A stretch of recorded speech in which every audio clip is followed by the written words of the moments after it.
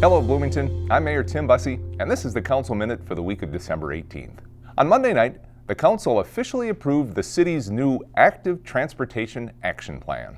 Active transportation is defined as a way of getting around using human power. Activities like walking, biking, and rolling refers to people using a wheelchair, a stroller, a scooter, or something similar. But walking, biking, and rolling are important ways that people reach the places they want to go, connect with the people they want to see, and improve their physical and mental health. Active transportation is also an important tool for improving environmental health and reducing the city's carbon footprint. The Active Transportation Plan builds on the 2016 Alternative Transportation Plan. The goals and the recommendations of this plan are straightforward, and I think they make good sense.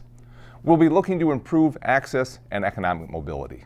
That means focusing on neighborhoods and areas of the city where residents rely on walking and biking the most. Safety is, of course, a top priority. We need to look for safe options along and across busy streets, especially undivided four-lane roads. And we need to be thoughtful about health and connectivity. We need to prioritize areas of the city that lack sidewalks, trails, bikeways, and other active transportation links. Work on the plan was funded through the Minnesota Department of Transportation's Active Transportation Program, and the work was done by a planning team made up of staff from departments across the city. Their work and the community engagement they did included 4 planning team meetings, walking and mapping workshops, pop-up conversations, and online engagement with an interactive comment map and survey. The planning team came up with what they referred to as overarching themes, and I don't think anyone who bikes or walks in this city would dispute any of these themes. It's pretty easy to agree that Old Shakopee Road is an important route, but it doesn't feel safe, comfortable, or convenient for bikers or walkers. That walking to key retail nodes feels unsafe and uncomfortable, especially where sidewalks are missing. And that clearing snow from intersections and corners is enormously important. Ultimately, the planning team recommended a priority network of active transportation routes. The priority routes identified build on the 2016 Alternative Transportation Plan by identifying completed projects, projects that have been identified and should be reaffirmed, funded and designed projects, and new projects to help Bloomington realize the network identified in 2016. The plan includes specifics about the routes identified, the actions that need to be taken, next steps, and timelines for completion. The plan also includes a map where you'll see numbers associated with the projects. Those numbers are simply identifiers. They aren't any type of prioritization of the projects. It's important to note that this plan isn't carved in stone. The planning team made it clear that this Active Transportation Action Plan is meant to be a living guide that is used, acted on, and updated to continue to design and create more sustainable and equitable streets. I'm looking forward to see where we go next with this plan. Also on Monday night, the Council approved a rezoning and the preliminary and final development plans for a 5-story building at 700 American Boulevard West. That includes 128 units of senior apartments and 1,500 square feet of commercial space. This is a city-owned parcel that was created in 2008 by combining several parcels after the 494 and Lyndale Avenue interchange acquisitions, and it's been vacant since that time. A couple of things of note about this project. First, the entire building will be affordable. Of the 128 units, 26 will be affordable to households earning 50% of Area Median Income, or AMI, which is currently an income of $49,700 for a household of 2 people. The remaining 102 units will be affordable to households earning 60% of AMI, which is currently an income of $59,640 for a household of 2. Prospective residents will submit an application that documents their income. Second, as I mentioned, this is a senior project. Housing of all types are in demand in Bloomington, but affordable senior housing is the market segment that is most in demand. This project certainly helps, but we still have work to do on this. And finally, based on comments we heard during the public hearing, the Council had a good conversation about protecting the men and women who will be building this project. Specifically, the conversation centered on issues around employment law, like wage theft, employee classification, and job site conditions.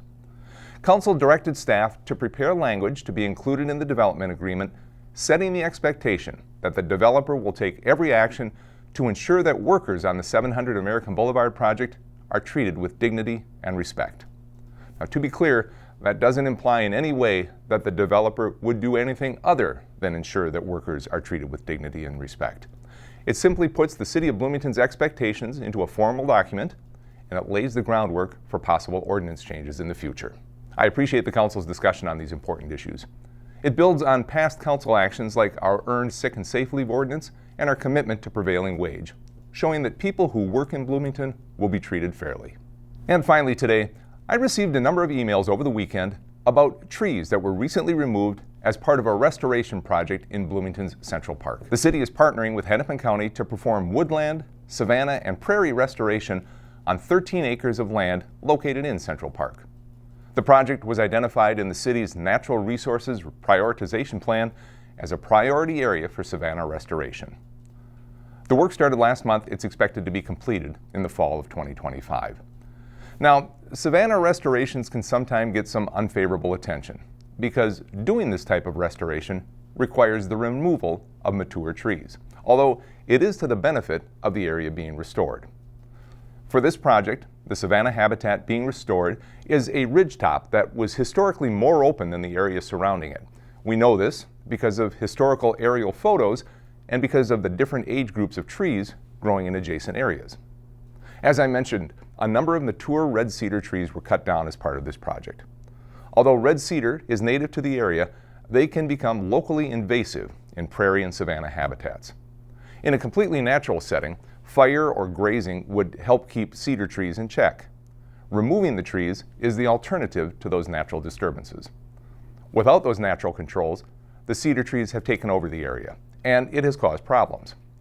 Cedars create a canopy that's so dense that sunlight can't reach the ground level vegetation. No vegetation means no roots in the ground to stabilize the soil, which means erosion becomes a problem, especially on steep slopes like those in Central Park. And if you look down the slope to the west, it's pretty clear there is an erosion problem. This project will help control that erosion and stabilize the area. There is one other important piece of this restoration. Growing on top of that ridgetop are kittentails. Kittentails are a rare Minnesota wildflower on the threatened species list. The Twin Cities area is basically where kittentails grow in Minnesota. And on that ridge in Central Park, they are declining because of a lack of sunlight. Restoring kittentail habitat is a big driver for choosing this area for restoration. In answer to a couple of questions I've received. First, this project is not part of the upcoming 9 Mile Creek Corridor renovation project that was approved by Bloomington voters in November. The two projects have nothing to do with each other. Community engagement for the 9 Mile Creek project will begin this summer. And in February of 2024, more information for all three Bloomington Forward projects will be available on the Bloomington Forward website. Second, the wood from the removed cedar trees is being repurposed. Some of the trees will be used as erosion logs, where they'll be laid across the slope to slow erosion, and a local company, Wood from the Hood, has been contacted to see if larger logs are suitable for repurposing. Third, Hennepin County is monitoring wildlife populations as part of this project. And finally, Resource Environmental Solutions is the company doing the work. City staff has complete confidence in their work, and for good reason. RES is the nation's premier and largest ecological restoration company. Typically, when a project calls for the removal of a number of trees, the city and the county would post information ahead of time to avoid all the confusion about what's going on. We failed to do that this time, and for that, I apologize. Information on this project and other native restoration projects in Bloomington can be found on the city's website. That will do it for this week's Council Minute. Thanks much for joining me today. Until next time, stay safe, Bloomington.